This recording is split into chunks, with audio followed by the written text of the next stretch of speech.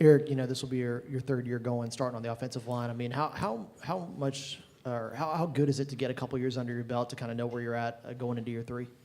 It's very good. You know what you're going to get on the field. You know a lot of what the teams are going to do already, unless they have coaching changes, and it really kind of gives you an edge on the field. We'll go back here to the right. Eric, you're kind of seen as an anchor of the offensive line. What's it like leading those younger guys?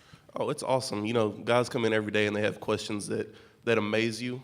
But I definitely say that I'm not the only leader of the offensive line.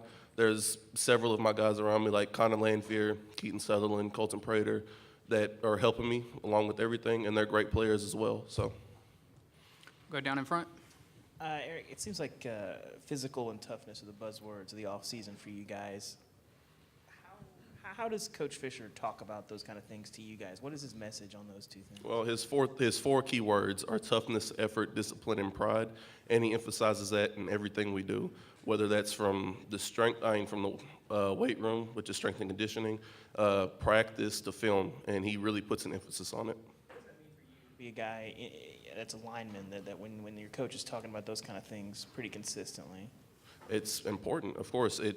When you have a coach that puts emphasis on those things, it makes you want to do them even more, especially across the board, and it teaches the young guys when they come in that they have to have that to play here.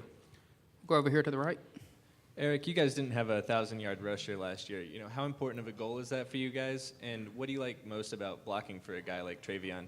It's a big goal. Of course, every offensive line, they want to have a 1,000-yard rusher. And just blocking for Travion is the best thing ever. There's lots of times where he makes us look a lot better than we actually are. He's a guy that can break a play off 60, 70 yards at any given moment. He's probably the most explosive guy I've ever met. We'll go back left. You're right here. Oh. Your chaplain told me you had a pretty impactful visit to Haiti in the off season. And we know if you're a better man off the football field, you're a better man on the football field, right? So I'm curious how that affected you, that trip, what you experienced, how that affected you, and how that makes you a better football player and a better teammate. Yes, ma'am. I would say that it made me a lot more grateful for everything that I've had the opportunity to have here. It made me a better teammate because I met people that just didn't really have a whole lot, and having everybody around me like that, it was really impactful. We'll go back here, middle. Hey, Eric, Jimbo Fisher, a real known, national name and everything. I'm just curious, what were your impressions of him before he came to A&M, and what were your impressions afterwards when he arrived? I'm going to have to say that my impressions haven't really changed. I was excited when he got hired, and I'm still excited that he's here, and we're getting ready for the season. He's an intense guy, and I love that. We'll go left, middle over here. Adjustment when you go from a spread to kind of more of a pro style for an offensive lineman? How much are you adjusting to having that tight end on the line with you a lot more? To be honest with you, it really wasn't that big of an adjustment. Coach Turner stuck around, and he kept things pretty black and white for us. He's a very knowledgeable coach, and he made things as simple as possible for us, even making that transition from the spread to the pro style. We'll go back middle. Eric, somebody had, obviously been a starter on the O-line for a while now. What's it mean to you to make an impression on Jimbo already, to have him call your name and come here to Atlanta to represent Texas A&M? I think it's awesome because I know that I have a lot of teammates that could have been in this position as well, and it excites me that he trusts me enough to come out here and speak to you guys. Right beside. Eric, have you been able to interact with Tank Jenkins at all yet? And what do you like about Tank, and not just his personality, but his athletic ability as well? Oh, I love the kid. I actually recruited him, got him here on his official visit. The thing I like most about the kid is that he's big, powerful, and mean. And he carries himself that way too, and I think that'll help him a lot on the field. We'll go right back to the middle.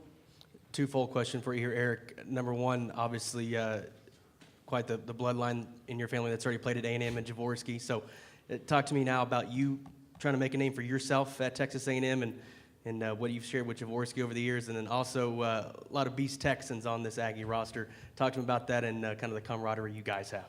Well, of course, having Jaworski play at A&M gave me a name here before I even got here. He was a great running back here, and just the bloodline that we have is pretty awesome. And then just going into I'm sorry, could you repeat the second question? Just all the East Texans on the roster, all you guys playing together. Oh, it's awesome. Having guys around you that grew up just like you did in the small towns and just really where everything is football and football, it's an awesome thing. We'll go back left. Eric, how much of an adjustment has it been when you have a full? We talked about the tight ends just now, but what about a fullback and blocking with a fullback behind you a little more? And how much more is it, with a fullback? I think it's pretty cool that we have a fullback. It's a guy another blocker that we can use and, give the ball to at times. He definitely leads the way for our running back in a lot of plays. And I think it's going to be awesome having one back there.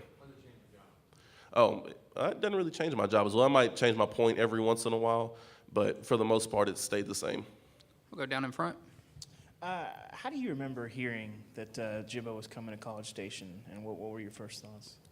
I saw it on Twitter. Out of all things, I saw it on Twitter. And like I said earlier, I was excited. To have a national championship head coach here was the way to go. What did you know about him? Not a whole lot. I knew that he had been at Florida State for quite a while, and that, of course, he had won a national championship there, and he was one of the only 4 coaches that has done that that's active. Down in front. Y'all had a bunch of different lineups last year on the offensive line. How difficult does that make things to kind of build chemistry, and what kind of impact does that have on the unit as a whole when you've got so many guys subbing in and out? Honestly, it's not that hard. It gives a lot of guys playing experience, and that's always good. You get your young guys in there, and it helps build the future as well. And of course, I've played with them all, and we have chemistry everywhere. Go back of the podium back there. A guy on the opposite side of the ball back here, Donovan Wilson. How important is his presence going to be this season for what you guys are trying to accomplish? I'm sorry, I couldn't hear you. Can you repeat that? Donovan Wilson on the opposite side of the ball. Okay. How important is he going to be, his presence back on the field? How important is his presence going to be for what you guys want to accomplish this season? Oh, he's a very important piece to our defense. When he went down last year, it wasn't fun, and you could see that. But having him back will definitely be very impactful. We'll go all the way over here, back right. So far, what has Jimbo brought to this program? I know the season hasn't started, but just for the players in the locker room, what has so far he brought to A&M? He's brought a how you do anything is how you do everything mentality. He basically says that how you perform in the classroom is how you're going to perform on the field. Eating your meals, if you don't do it, that's how you're going to perform on the field, and just things of that nature. We'll go right in the middle. Eric, when you think back to the middle of July a year ago and you fast forward to now, what are the biggest changes in this entire program? Well, of course, we got a new head coach in Coach Fisher, and then strength and conditioning for sure. Coach Schmidt has brought something completely new to the table. He's the real deal, is all I can say. We'll go over here in the middle on the right. Eric, the LSU game has been a tough one for you guys to get. You guys have beaten Alabama and some other people over the years, but not that one. Do you know any reason why, and do you hear about that? Is that one you eager to break? Well, LSU is they're always a very talented team. Offensive-wise and defensive-wise, they come with it every game. Of course, we would love to beat them, but I feel like the guys that I go against every day are preparing us for that moment. On the defensive line, the linebackers, we have a lot of talented guys in there. We'll go front row of the cameras over here. Building off that question, Eric, I know you guys are tired of going through it yourselves and also reading about it, the 8-8, the 8-win seasons, and how do you get over the hump? The question is, why would this year be different, and do you guys believe that this year is the year you can compete again for an SEC West title? Yes, I do. As I mentioned, Coach Fisher has brought in a new mentality of toughness, effort, discipline, and pride, and he's really hit those 4 key components in every meeting that we've had, and it's instilled in our minds now that if we want to be successful, we have to follow those things. He's brought a championship mentality to our team. We've got time for a couple more questions. If you just raise your hand, we'll get you a microphone. Go right back up here. You were talking earlier about the 4 key words that Coach Fisher brought. As an O-line unit, do you guys have a key word or a key slogan that you're operating or going on this year? We've really just been going into what Coach Fisher has. Coach Turner believes in following what the head man says, and he's even hitting it more than Coach Fisher is. He's saying that, and every time we're with him, every time we're on the practice field, he's instilling that in our minds. We'll go down here on the front row. Which first or second year guys impressed you the most, and who do you think's got a chance of really cracking the starting lineup this year that's young? Is that offensive line-wise or anywhere-wise? Well, as y'all know, Carson Green has impressed me since he got here, and he ended up starting the last 5 or 6 games for us last year. He's big, physical, and he's an aggressive guy that has great footwork and speed, and I think he'll be a force out there at the tackle position. Go back here, camera. What's your take on your 2 quarterbacks? And I know it probably doesn't change much for you up front and what you guys do blocking-wise, but what's your confidence that if Mond or Starkle gets the nod for Jimbo behind you guys, what's your confidence in both of them? My confidence is very high in both of them. Whoever has a position is going to be the guy that Coach Fisher wants back there, obviously, and they're going to have the 4 things, and they're going to be great leaders.